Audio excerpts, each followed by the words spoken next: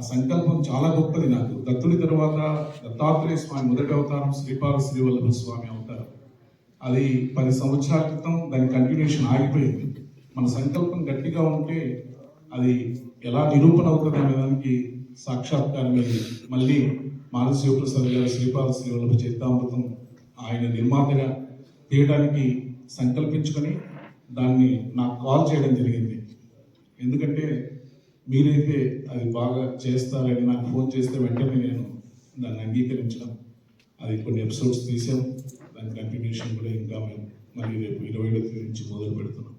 ఆయన మానసీయ ప్రసాద్ గారు నిజంగా మంచి జ్ఞానం ఉంది ఆయన దగ్గర. స్క్రిప్టులు కావచ్చు, అన్నింటిలో కావచ్చు. శ్రీపాద శ్రీవల్లభ చరితామృతం మీద మంచి పట్టు ఉంది మానసీయ ప్రసాద్ సార్. ఆయన స్క్రిప్ట్ చాలా అద్భుతంగా తీర్చిదిద్దేది. దాన్ని మేము త్వరలో అది మేము ముందుకు తీసుకొస్తాం. ఇంతటి మంచి కార్యక్రమంలో ఈరోజు నేను పాల్గొన్నందుకు నాకు చాలా సంతోషంగా ఉంది. మరొకసారి మీ అందరికీ కూడా హృదయపూర్వకంగా నమస్సుమాంజలి తెలియజేసుకుంటున్నాను.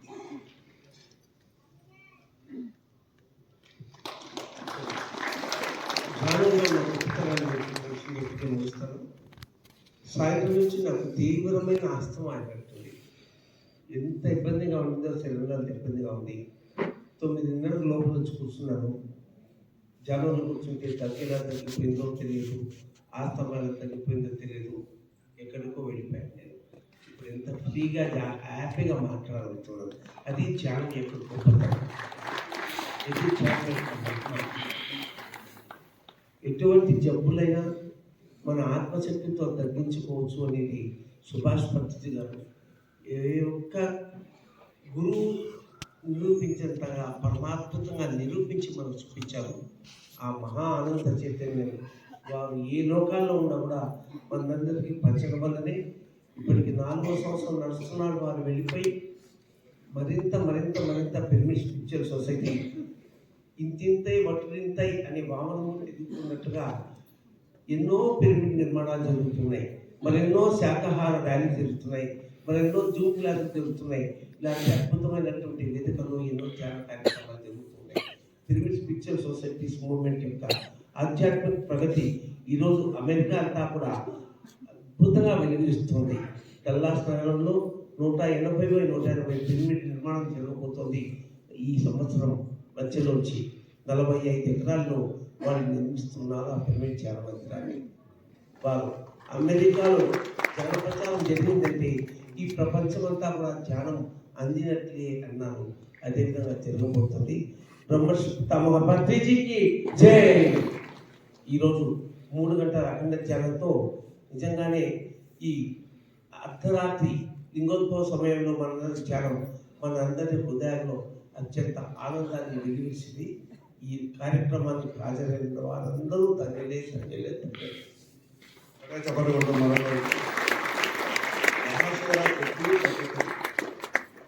ఎంత ప్రత్యేకమో మాటలు చెప్పారు. 2016లో ఒక సందర్భంలో పక్కగా మీదకి వెళ్ళింది. ఇబ్బందిగా పరిస్థితి. శివరాత్రి వరకు వెయిట్ చేయాలా, అంత బాగుంటుంది సింపుల్గా. ఏం బాగుంటుందా అనుకున్నాను. కానీ ఆ 2016 శివరాత్రి అనేది నా జీవితంలో నా శ్వాస ఉన్నంత వరకు మర్చిపోయింది. అలాంటి శివరాత్రి. అందుకే ప్రతి శివరాత్రికి నేను వెయిట్ చేస్తాను. ఈ శివరాత్రి అయింది, మళ్ళీ శివరాత్రి కోసం వెయిట్ చేస్తాను. ఈరోజు ఎంత కథ జరిగిందో నాకు తెలుసు. నా ఆజ్ఞాచక్రం విస్ఫోటం జరిగి ఆజ్ఞాచక్రం ఎలా విప్పుకుంటుంది, అది విప్పుకునేటప్పుడు ఈ శరీరం ఎంత ఇబ్బందులకు గురవుతుంది, ఆ నరకయాత్ర ఎలా ఉంటుంది అనేది ఆ రోజు నాకు పూర్తి అనుభవం జరిగింది.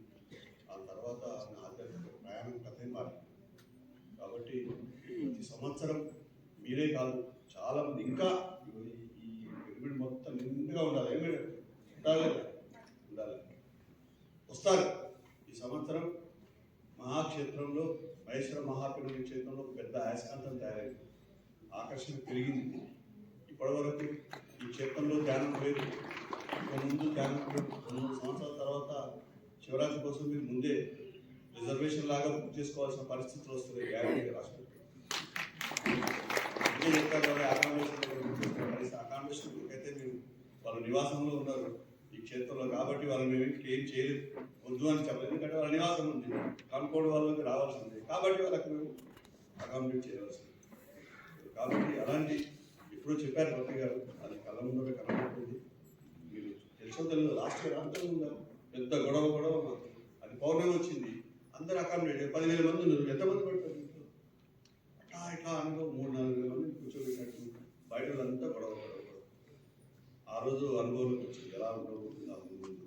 అందుకని ఈ మహాక్షేత్రాన్ని సంపూర్ణంగా సాధన కోసమే వినియోగించబడుతుంది. ఇది సాధకులకు ఖచ్చితంగా స్వర్గధామంగా చేయడానికి అందరం సంకల్పిస్తున్నాం. మా ట్రస్ట్ వాళ్ళందరికీ గట్టిగా చెప్పడంతో వాళ్ళకి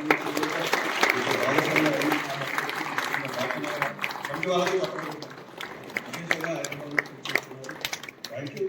మరి టీ బ్రేక్ తర్వాత లక్ష్మీ మేడం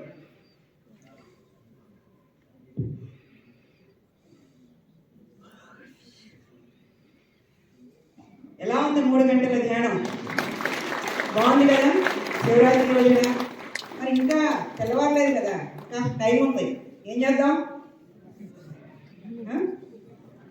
ఒక కప్పు ఛాయ్ తాగుదాం, రెడీగా ఉంది మన కోసం. సో టీ తాగి వచ్చి ఒక 2-3 అనుభవాలు చెప్పుకొని తర్వాత ఒక ఆట ఆడదాం కదా. ఏం ఆట ఆడదాం? కబడ్డీ ఆడదామా? వచ్చా చెప్తా. ఒక ఆట ఆడి పేపర్ లీక్ అయ్యేది. సో ఒక ఆట ఆడుకొని ఒక 10 నిమిషాల తర్వాత మళ్ళీ 3 గంటలు ధ్యానం చేద్దాం పత్రి గారి ఫ్లూట్తో. ఇప్పుడు జయకుమార్ గారి బృందంతో చేశాం కదా ధ్యానం. ఇప్పుడు మిగిలిన 3 గంటల ధ్యానం మన గురువు గారి ఫ్లూట్తో ధ్యానం చేద్దాం అంటున్నారా. శివరాత్రి పూర్తిగా ధ్యానంలో నిమగ్నం అవుదాం. So thank you. Tea break అండి. సో హైదరాబాద్లో ప్రతి ఆదివారం శాఖాహార ర్యాలీ నిర్వహిస్తున్నాం కదా. ప్రతి సంవత్సరం భాగ్యనగరంలో ఉమేష్ డే కార్యక్రమం చేస్తూ ఉన్నాం, అంతర్జాతీయ మహిళా దినోత్సవం. ఈసారి ఇస్నాపూర్ పట్టాంచెరు అవతల ఇస్నాపూర్లో ఒక కొత్త సెంటర్ని ప్రారంభించుకోబోతున్నాం. పత్రిక తెలియదు, ధ్యానం తెలియదు, కానీ ఒక గ్రేట్ మాస్టర్ బాంబే హైవేకి ఒక పెద్ద బిల్డింగ్ కట్టి, కమర్షియల్ బిల్డింగ్ కట్టి 20/60 హాల్ మనకి కేర్ సెంటర్కి ఫ్రీగా ఇచ్చారు. దాన్ని మనం మార్చి 8వ తారీఖున శాఖాహార ర్యాలీ చేసి 1 గంట ఆ సెంటర్ని ప్రారంభించుకోబోతున్నాం. ఆ తర్వాత మహిళా దినోత్సవ కార్యక్రమాలు ఉంటాయి. ఈ కార్యక్రమానికి మీ అందరికీ ఇదే మా ఆత్మీయ ఆహ్వానం. బాగున్నాయా? వినబడతలేదు భోజనం ఇలా రావడానికి కారణం చైర్మన్ విజయభాస్కర్ గారు, ముఖ్యంగా నీరజ ఆమె ఎంత ఆరోగ్యంలో చెప్పలేదు. ఆ ముఖంతో విరిగిపోతా ఉంది అటాక్ చూడగా. దానికి ముఖ్యంగా అది అలా రావడానికి అంత చక్కగా జరగడానికి కారణం మా నరసింహ గారు, బ్రహ్మిరెడ్డి గారు, ఇద్దరు మిత్రులు. వారికి